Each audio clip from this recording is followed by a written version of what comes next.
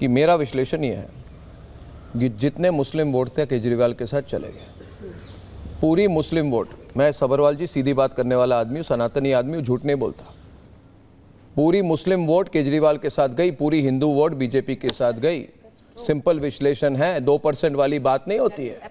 दिल्ली में 43% पूरे नहीं, मेरी बात सुनिए। दिल्ली में करीब 13% मुस्लिम वोटर्स हैं। एक मिनट शांत हो जाइए, मेरी बात। हिंदू थी कि मुस्लिम थी? अरे भाई मेरी बात सुनिए ना। आप बोले हिंदू मुस्लिम कर रहा हूँ, कहाँ कर रहा हूँ हिंदू मुस्लिम? मैं सच्चाई कह रहा हूँ। देश में हिंदू है और मुस्लिम है, हिंदू वोटर है, मुस्लिम वोटर है। मैं बोलता हूँ तो आपको खटकती क्यों है? मैं सच बात बोल रहा हूँ। है मुस्लिम वोटर, है हिंदू वोटर। इसमें मेरे को वो सेक्युलरिज्म की पाठ मत पढ़ाइए। ये सेक्युलरिज्म की पाठ मत में ऑन एयर ये सेक्युलरिज्म की पाठ मत पढ़ाइए। सारे समय आपकी पार्टी मुस्लिम पॉलिटिक्स नहीं, हम सेकुलर हैं, हमारे लिए सब धर्म आप इमाम को फाइनेंशियल सपोर्ट देते हैं, लास्ट मिनट में पुरोहितों को याद आती है आपको। और मैं आज कहूं कि मुस्लिम सारे वोट आपके साथ है तो आप कह रहे क्यों अर्नब हिंदू मुस्लिम क्यों कर रहे हो? अरे कह रहा हूं मैं कह रहा हूं एक बात, निवान जी मेरी बात सुनिए। 2020 के चुनाव में केजरीवाल की पार्टी को 11 सीटें मिली थी, जो ये मुस्लिम बाहुल्य जो सीट है ना, उस वहाँ पे भी इस बार 75% से ज़्यादा मुस्लिम वोट केजरीवाल को गई है। और मुझे लगता है कहीं ना कहीं, निवान जी सुन रहे हैं ना मेरी बात, कहीं ना कहीं लोगों को लगा कि कांग्रेस की तरह केजरीवाल भी मुस्लिम फोकस्ड पार्टी हो गए। इसलिए आपने ताहिर हुसैन को पहले सपोर्ट किया, अमानतुल्लाह खान को सपोर्ट किया, गुंडागर्दी को सपोर्ट किया, आपने एंटी हिंदू बातें कही, आपने सीए के खिलाफ आप चले गए, है ना। लोग समझते हैं ना। तो हिंदू वोटर आपके खिलाफ है। या फिर इतना तो कहूं मैं कि, और हंसने वाली बात नहीं है, आप इन चीज़ों को सीरियसली नहीं ले रहे। मैं इसका विश्लेषण आपको करके दिखाता हूं। एक मिनट मेरी बात सुनिए। पूरे पंजाबी वोट जो है, जाट वोट जो है, और पूर्वांचली वोट जो है, नहीं Purvanchali vote, Jat vote, Punjabi vote, Hindu vote has gone totally for BJP. इसमें सॉरी बोलने की बात ही नहीं है निवान जी, सच्चाई है। यू हैव टू एक्सेप्ट ना। मुझे हंसी आ रही है, मैं आपके बीच में हंसना नहीं चाहता था पर आ रही है। नहीं हंसिए आप, मैं फोन लाइन खोल देता हूं, फिर पता चलेगा कौन किस पे हंस रहा है। आप समझने को तैयार नहीं है। आपने अमानतुल्लाह खान का समर्थन किया कि नहीं? आपने ताहिर हुसैन की पॉलिटिक्स का समर्थन किया कि नहीं? आप मुझे बताइए। आज आप कहेंगे वो आज हमारे साथ नहीं है।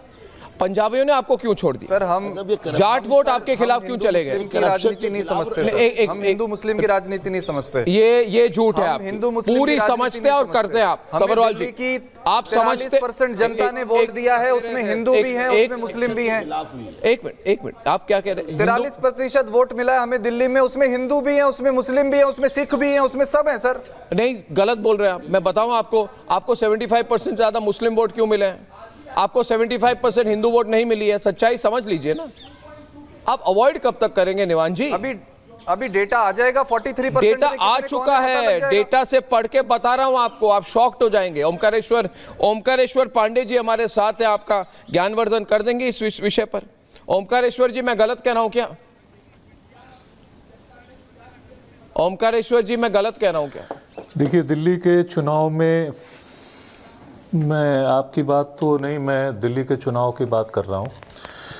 दिल्ली के चुनाव में जो अरविंद केजरीवाल की हार हुई है उसमें कई सारे फैक्टर्स हैं। एक फैक्टर ये भी है कि कहीं ना कहीं हाई हेडेडनेस उनके अंदर आ गया था।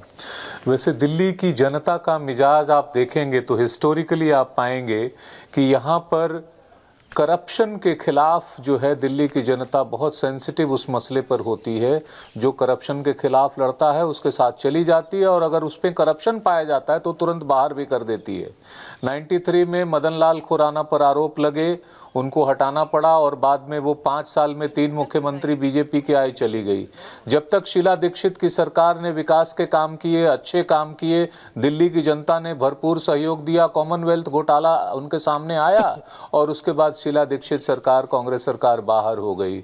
आम आदमी की सरकार ने भ्रष्टाचार को ही मुद्दा बनाया, और इसी मुद्दे को बना के वो सत्ता में आए। 2 टर्म में दिल्ली की जनता ने उनका समर्थन किया, और ये मानती रही दिल्ली की जनता की नहीं हो सकता है, इनको वाकई ईडी सीबीआई लगा के इनको पीड़ित प्रताड़ित किया जा रहा है। लेकिन कुछ हद तक कहीं ना कहीं तो कोई ना कोई सच्चाई होगी। और जैसे ही ये लगा कि नहीं ये लोग वास्तव में इन्वॉल्व हैं, जो बात सादगी की करते थे अब वो फिर सरकारी गाड़ियां लेके चलने लगे, सरकारी बंगला उनको इतने करोड़ों रुपए में शीश महल उसको बनाने की जरूरत पड़ गई। ये जो बदलाव आए हैं आम आदमी पार्टी में, और फिर पार्टी के आप शुरुआती दौर से देखिए, आम आदमी पार्टी में जितने महत्वपूर्ण लोगों ने ज्वाइन किया था सब एक एक करके छोड़ गए। क्यों छोड़ गए? कि कहीं ना कहीं वन मैन अपमैनशिप हो रहा था। इन सारे फैक्टर्स ने, प्लस आखिरी फैक्टर ये है कि इस चुनाव का साफ साफ संदेश इंडिया गठबंधन के लिए है कि बंटोगे तो कटोगे।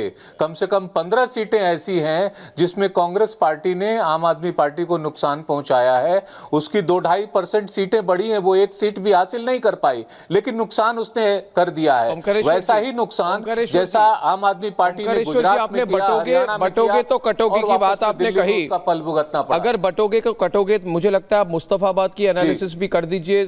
सतीश जी हमारे साथ है। मुस्तफाबाद में कितनी मुस्लिम पॉपुलेशन है? करीब 40% है। कितनी? 40% मुस्लिम पॉपुलेशन है। वहां बड़ी जीत बीजेपी की हुई है।